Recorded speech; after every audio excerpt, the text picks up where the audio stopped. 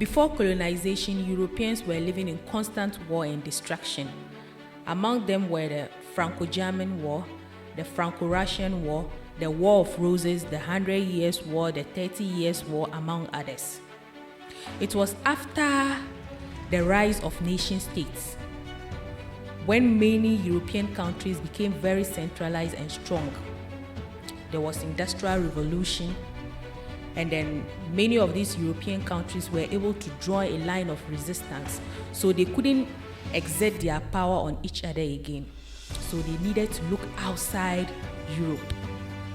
So that was when Africa came into the mind. So if you look at the actual reasons why Europeans came to Africa, it had different meaning to different European countries. To Britain, it was about exploitation and raw materials. Since Industrial Revolution was in existence, they needed raw materials to feed their industries in abroad.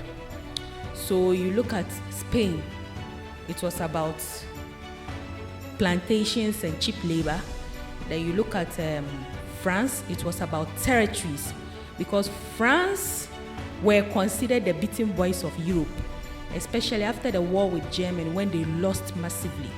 They were crushed into pieces, so they needed to restore their glory. And then to do that, Africa came into mind. So you look at Portugal.